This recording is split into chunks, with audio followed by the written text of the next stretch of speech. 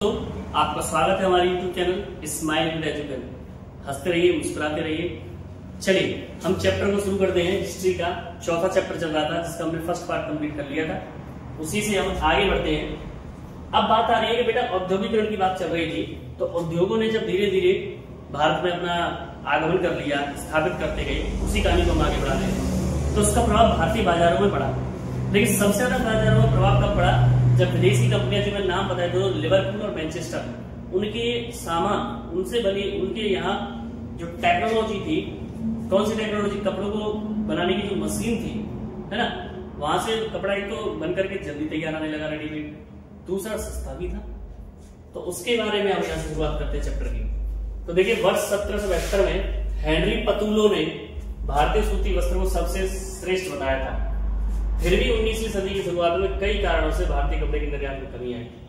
सूती कपड़े का कुल निर्यात में 33% से घटकर 3% हो गया, या सीधा सीधा 30% का घाटा। और भारतीय कपड़े के महत्व के घटने का कारण इंग्लैंड में कपास उद्योग का विकास होना था। यानी भारत में जो कपास था, अब वो इंग्लैंड में होने लगा पैदा। मैनचेस्टर में बने कपड़े बिना किसी प्रतिस्पर्धा के इंग्लैंड में आसानी से बिकने लगे। ब्रिटिश कपड़ों के लिए भारत को बेहतर बाजार के रूप में स्वीकार किया गया।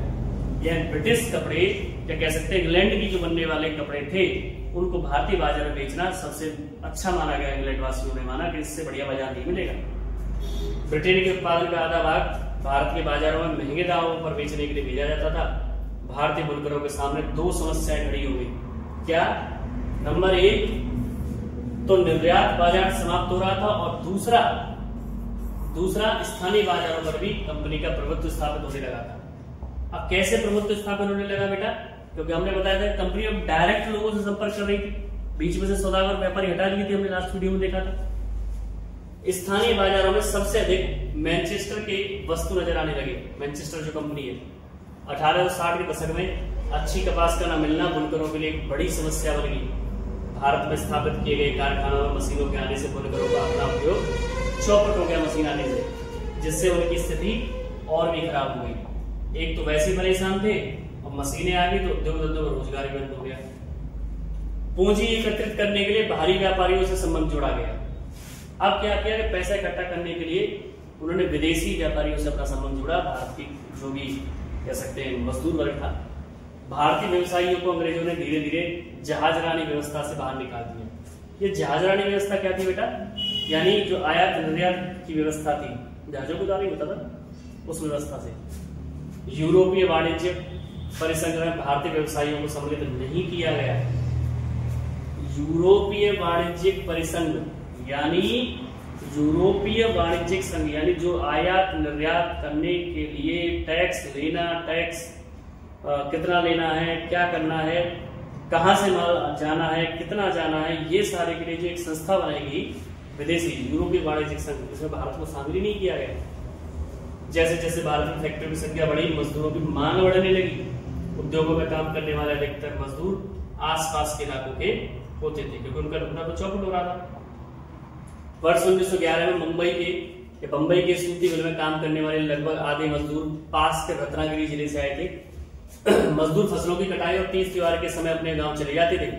फैक्ट्रियों के मालिक मजदूरों की भर्ती के लिए जॉबर रखते थे। जॉबर जानते बेटा? जो नौकरी देते, ठेकेदार कह लो आज के समय पर। जॉबर गांव के लोगों को नौकरी दिलाते थे और उन्हें शहर में रहने के लिए कभी कभी पैसों में भी मदद करते थे, जैसे प्लेसमेंट एजेंसियां होती हैं आज के जमाने में। अब आता है भारत में औद्योगिक विकास का अनूठापन, मतलब विचित्र बात कैसे हुई। यूरोपीय एजेंसियां भारत में कुछ खास उत्पादों को महत्व देती थी। यूरोपीय एजेंसियों ने भारत में सस्ते दामों पर जमीन खरीदकर चाय और कॉफी के बागान लगाए। 19वीं सदी के अंत में भारतीय उद्योग मैनचेस्टर की बनी वस्तुओं में होड़ नहीं लगाते थे, और 20वीं सदी में औद्योगिकरण से जुड़े कई बदलाव आने शुरू हो गए। जो बात आपको लगेगा मुझे कि हाँ ये चीज थोड़ी सी टिपिकल है, वहां मैं बोल देता हूँ, बता देता हूँ, ऐसी कोई बात नहीं। आप ये बस सोचिएगा पढ़ करके, सर जी हमारे से तो पढ़ी नहीं। वर्ष 1906 के बाद, वर्ष 1906 के बाद चीन जाने वाले धागे में कमी हो गई। वहां के बाजारों में चीन और जापान के उत्पाद अधिक बिकने लगे थे। 1900 से 1912 के बीच सूती कपड़े का उत्पादन 2 गुना हो गया, और प्रथम विश्व युद्ध की वजह से औद्योगिक विकास धीमा पड़ गया। युद्ध के उपरांत मैनचेस्टर को पहले वाली उपाधि कभी नहीं मिल पाई। क्यों? युद्ध में बिजी हो गए और भारत के कपड़े का अपने बाजारों में एकीकरण या कह सकते हैं वर्चस्व अधिकार बढ़ने लगा। इंतजार थोड़ी करेंगे, हमारे देश में कपास होता है, हमारे देश में कपड़े खादी के बन रहे हैं, तो विदेशी माल का क्या त्याग करेंगे? युद्ध शुरू हो गया 14 में 1900। स्थानीय उद्योगपतियों ने अपनी स्थिति को सुधारने के लिए धीरे धीरे घरेलू बाजारों पर कब्जा कर लिया। ठीक है बेटा। अब आता है लघु उद्योगों की बढ़ती संख्या। उधर इंग्लैंड लगा हुआ था युद्ध में, ठीक है, 1914 के प्रथम विश्व युद्ध में। भारत अपने व्यापार को बढ़ाने लगा। लोकल लोग जो थे, अर्थव्यवस्था में बड़े उद्योगों की भागीदारी बहुत कम थी। अधिकतर मजदूर गली मोहल्लों में लघु उद्योगों में काम करते थे, छोटे उद्योगों में। छोटे का मतलब पूरी के हिसाब से नहीं बता रहा हूँ, कम पूंजी वाले, कम कच्चे माल वाले। 20वीं सदी के दौरान हस्तकला को बढ़ावा दिया जा रहा था, हाथ से बनी हुई चीजें। इस दौरान हाथ से बनी चीजों को महत्व दिया जा रहा था। 20वीं सदी के दौरान हस्तकरघे यानी हाथ से चला जाने वाले चरखे पर बने कपड़े के उत्पादन में सुधार हुआ और यह उत्पादन 1900 से 1940 के बीच 3 गुना हो गया। जो घट गया था वो बढ़ गया।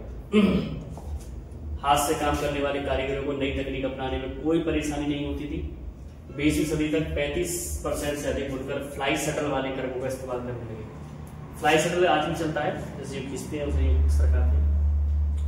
कई ऐसे छोटे छोटे सुधार किए गए जिससे बुनकरों को अपनी उत्पादकता को बढ़ाने तथा मिलों में मुकाबला करने में सहायता मिली। 20वीं सदी में उत्पादन बढ़ाने से बुनकरों और दस्तकारों को सबसे अधिक फायदा हो रहा था। बुनकरों और उनके परिवार का जीवन औद्योगिकरण की प्रक्रिया का एक महत्वपूर्ण भाग, कोई ज्यादा बड़ी बात नहीं थी। अब आता है वस्तुओं के लिए बाजार। चीजें बन गई, ब्रिटिश ने भी अपना बाजार एकीकृत किया। अब हमारे देश में वो युद्ध में बिजी होने के बाद हमारे देश में जो बाजार थे उसमें क्या हुआ सुनिए। ब्रिटिशों ने भारतीय बाजार पर कब्जा जमाने के लिए अनेक प्रयास किए। बाद में नए उपभोक्ता तैयार करने के लिए विज्ञापनों का सहारा लिया, एडवर्टाइजमेंट। वर्तमान में कोई भी चीज बेचने के लिए विज्ञापन तैयार करना सबसे जरूरी हो गया। आज भी अखबारों, पत्रिकाओं, दीवारों, टेलीविजन इत्यादि के माध्यम से विज्ञापनों को दूर दराज के इलाकों तक पहुंचाया जाता है। आज भी देखते होंगे एडवर्टाइजमेंट तो चलता है, हम भी एडवर्टाइजमेंट ही करते हैं। मैनचेस्टर के उद्योगपति कपड़े के बंडलों को बेचने के लिए उसके ऊपर मेड इन मैनचेस्टर क्या लिखना शुरू कर दिया बेटा उन्होंने। मेड इन मैनचेस्टर का लेबल लगाते थे और लेबलों को आकर्षित करने के लिए शब्दों के साथ साथ कुछ चित्रों का भी इस्तेमाल करने लगे। यहाँ पे ये है, चित्रों का भी इस्तेमाल करने लगे। लेबलों पर भारतीय भगवानों की तस्वीरें भी बनी होती थी।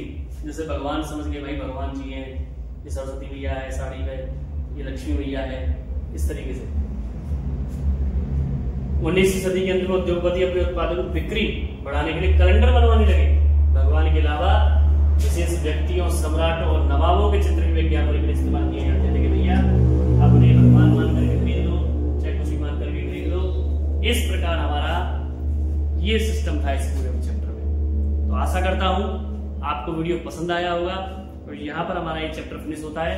इसमें कुछ नहीं था, ज्यादा टफ नहीं था। दोबारा सुन लीजिए। भारत में औद्योगिकरण, उद्योगों का आना, ठीक है, उद्योगों का हमारे भारत में किस प्रकार आना, ईस्ट इंडिया कंपनी के रूप में, ब्रिटिश कंपनी के रूप में। पहले हम आयात और निर्यात करते थे।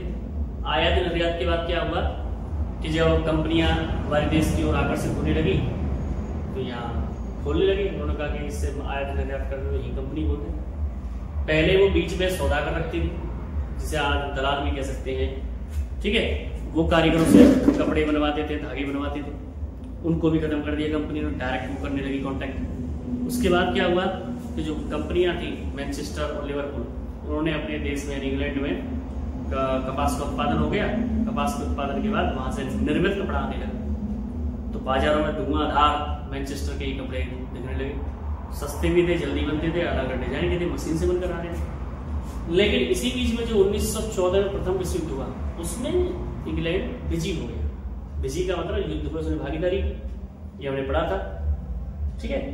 तो 2 राष्ट्र समूह बने थे ना, मित्र राष्ट्र, उसके हिसाब से उस बीच में भारत के बाजारों में भारतीय कपड़े का कब्जा हो गया। छोटे छोटे उद्योग विकसित हो गए सभी बाजारों में। अब दोबारा जब कंपनी आई तो उसने किसका यूज किया कि भाई दोबारा कब्जा करना है, अपनी चीजों को ज्यादा बेचना है, तो लेबल लगाने लगे, स्टिकर लगाने लगे, बेचने के लिए नई नई टेक्नोलॉजी, कैलेंडर छापने लगे। तो ये चीज इस चैप्टर में हमने पढ़ी, ठीक है। तो आशा करता हूँ आपको समझ में आया होगा।